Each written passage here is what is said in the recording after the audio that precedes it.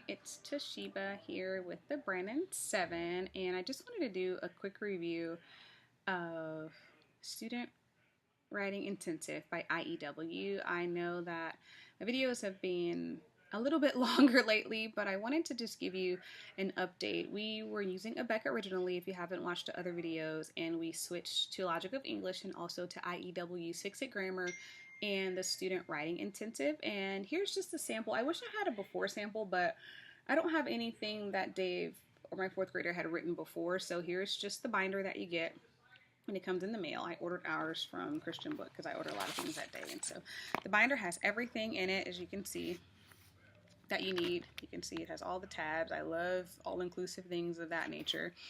It tells you how to organize the binder, and they also give you a code that if you have multiple children, then you can download it, or you can just order the, the kid one for the other kids if you need it. It's only $19. Here, it also gives you, I love this, where it tells you on the video where to stop and start it, because the videos are a little bit older.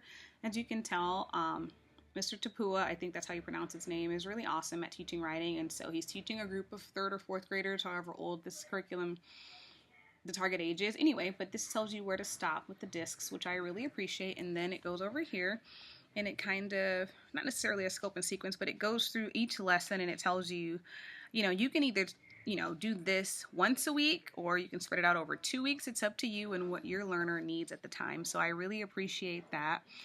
And so this is a full year's curriculum right here. I can see that that's week 15, or that's lesson, a week actually, week 15, week 23, and it goes all the way over here to week 30. So this will last you a complete year. And for us, it probably is. We started this in, I don't know, this year sometime, so probably January, February-ish, and so we are taking it very slowly. So this is the first one, as you can see, and all that they learned was how to do a keyword outline. So the premise of his writing is that some students learn better when they're maybe writing other people's works, and so we're writing, we're doing nonfiction right now. My son loves nonfiction. He's very left brain oriented when it comes to that type of thing, so you can see. So the first thing that they did was sea snakes, and they had to do a keyword outline. I'm going to show you his most recent one that I was really impressed with, and my son does not do this on his own, not just yet. He's doing, I sit there with him throughout this, so it takes quite a while. Right now we're on lesson 3, and so the other day we went through this just to give you an idea of what it looks like, and this one was about I think it was called The Cox and the Eagle, and so it reminded me a little bit of, no, that was lesson 4, right? I can't. Yeah, this was lesson 3, The Cox and the Eagle. And so he goes through the video. In the video, he goes through the class, and they pick out the 3 most important words in that sentence, and they kind of rewrite the story in their own words. And so here's what Dave's keyword outline looks like. And I actually stopped the video, and I let him choose the words before, not that he's cheating, but I don't let the class say it first. I let him pick out the words, and you have your teacher's copy here. And so here I know what they're going to pick out. You can see over here. But I don't let him see that part. I keep my binder. I actually have this binder the whole time, and he has just notebook paper and a clipboard. And so this was a keyword outline. And it's almost exact. I don't correct him a whole lot, but I kind of let him feel his way through it. And my little man has really good handwriting, most of the time. And I just want you to see, just to give you an idea. Like, his 3 words were Cox, same, farmyard, hated, flu, fight. And his were almost exactly the same as what the real keyword outline was. And he takes, a lot of pride in that, because sometimes he thinks his answers are really far-fetched, and sometimes they can be. And then they'll do what's a rough draft. And so here was some of the rough drafts that he'd done that I corrected. And he really enjoyed it, especially learning about, like, tarantulas and king cobras and things of that nature. And then sea snakes, he really enjoyed that one.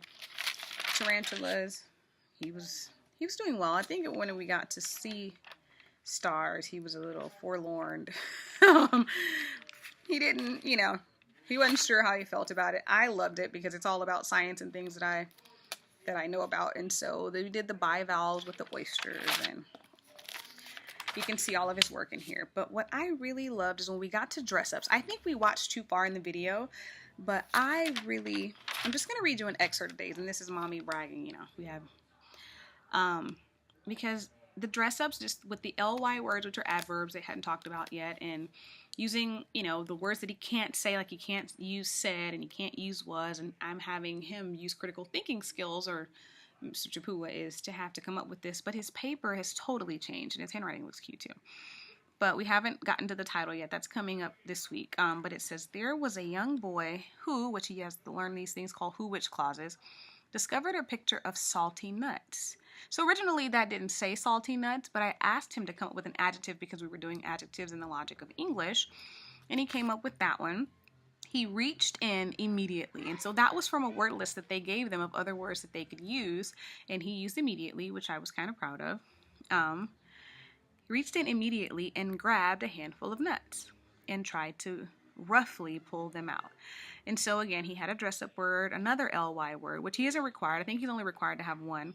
So, of course, I'm type A. I'm high achiever mommy, so I made him come up with as many as he could think of on his own. And so he came up with that one.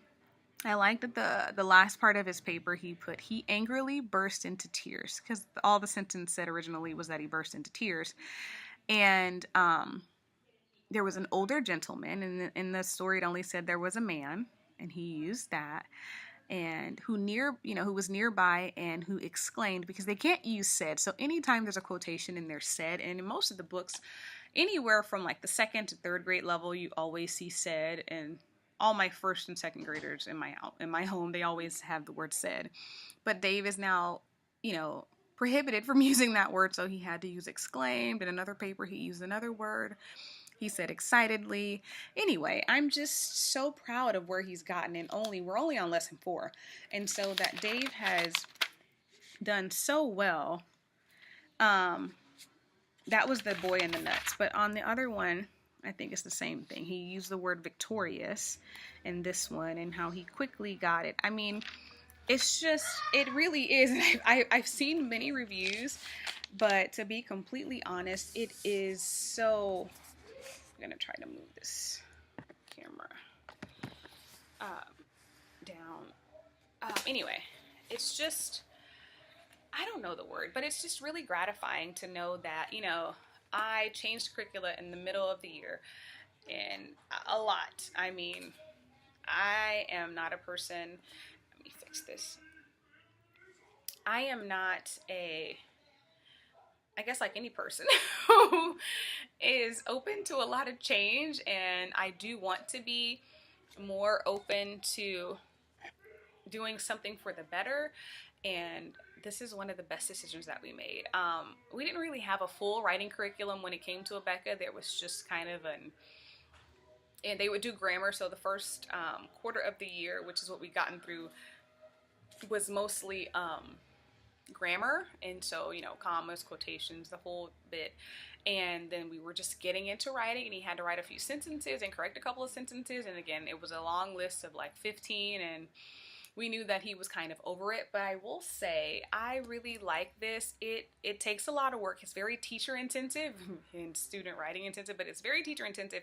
I am not comfortable just yet, and I don't think that even my son is comfortable doing this alone. I think he really needs me at this point. We're only on lesson 4, like I said, so I'm guessing since it's a 30-week curriculum, probably around week 15 or less than 15, because we're not doing it on a weekly basis. We're doing it as necessary.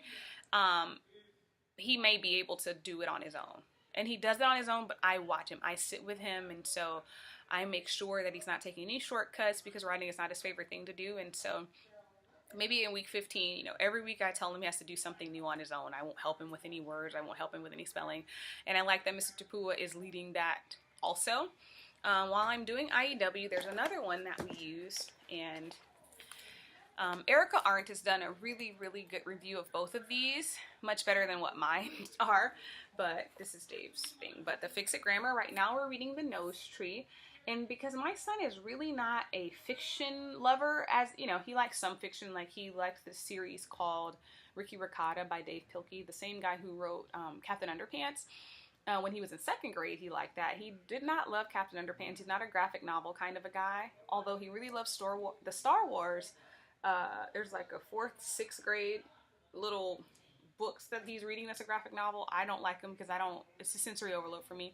However, The Nose Tree is a fiction novel. I'm not even sure who it's by because I'm a nonfiction lover myself, but that's the book that we are not necessarily correcting, but we're going through it together. There's a teacher's manual. This wasn't very expensive at all. I think it was maybe like $19. Yeah, 15 for the student copy, and you also 19 for the teacher copy. And Fix It Grammar really works. If you have a child that's struggling with just the basics of grammar, this will really work for them. He's already looking forward to Robin Hood, and I think we're like on week 7 or 8. So, I think, like, there's 32 weeks of this, so we'll probably be done with this, I don't know, by the beginning of the school year, because it's only required to do 1 sentence a day, but once he's gotten the hang of how it works, we just started this week doing 2 sentences a day, and he did really well. There's also a vocabulary portion to this. I'm just trying to get it all in as much as I can, because he has selective memory in those words, but the more that we go through the logic of English and we use Fix It Grammar in unison, he is really coming up with those adjectives and those verbs all on his own, and he's actually knowing the difference. If I ask him on the spot, he's not really like an on the spot guesser.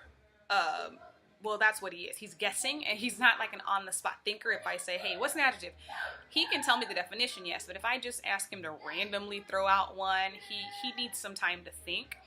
And so Fix It Grammar helps with that. Like, sometimes he'll just hear something on TV, and then he'll go, oh, that's an adjective. I had that today in Fix It Grammar. Or I had that today. And so I like that he's finally pulling real world scenarios out, because he is very, very left brain when it comes to logic. And so, again, I can't say enough about IEW and Logic of English. I use them in combination. You could totally use them separately, but I liked them both.